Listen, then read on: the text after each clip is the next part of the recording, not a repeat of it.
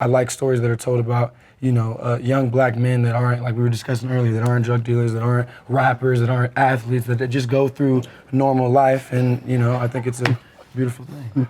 You said rappers. So. Oh, no. My bad. It's all his stories. Exactly, you do everything. Okay. Not just...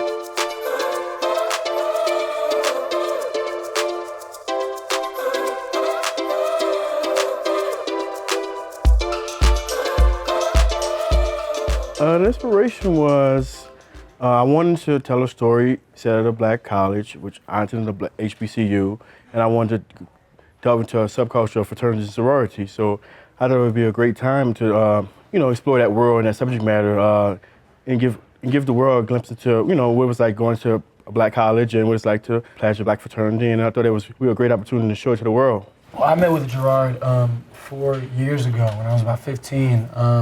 And just from that time, his passion for the art and for the movie and for the vision, you always want somebody when you're working on a project that knows what they want and that's gonna, guide the ship. And he was just a great captain, and I just wanted to help bring his vision to life. I read the script and I fell in love with it, and I could recognize Gerard's intelligence, his creative intelligence, and I'll go anywhere. I gravitate towards artists who are smart and who are actually drawing from the people and presenting it back to them in a form that they can appreciate, be entertained by, grow from, and that's I want it to be on the ground with a new filmmaker.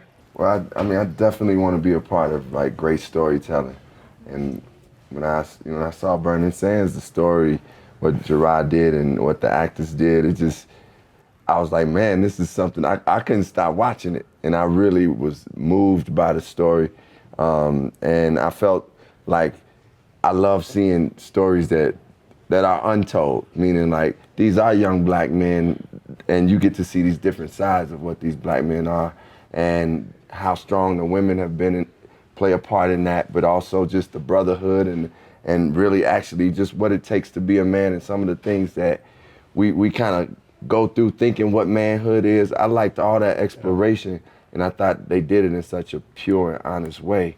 And I want to be a part of dope stuff. So I was grateful that they allowed me to come on, and I got to write a song for the end title song. So I'm great. I'm glad I'm here with these brothers and sisters. We appreciate it. The song, it's called The Cross, and it's produced by Robert Glasper and Kareem Riggins, featuring Leanne LaHavas.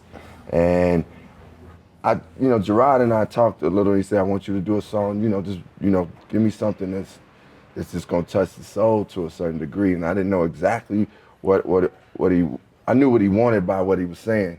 And it was kind of like almost talking with somebody, though I hadn't worked with him much.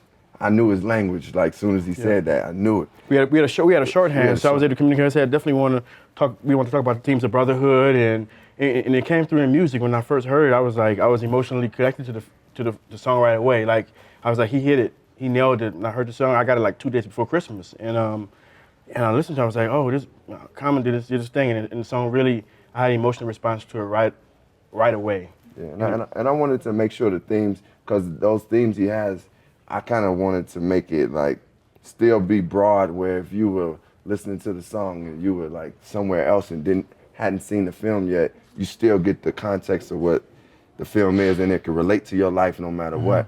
So I would sometimes just call Gerard and say, man, what are these? Give me 5 words that you think this is about, and then he would do that. And then eventually, I was glad he liked the song. I sent it to him. And it was crickets for a minute. I ain't hear from him, but he was on. He was like with the family and stuff. So I'm like, damn, do we like this joint or not? Let me know. And then he hit me back like, yo, I'm messing with it. I really like it. So thank you, man. Man, thank you, man.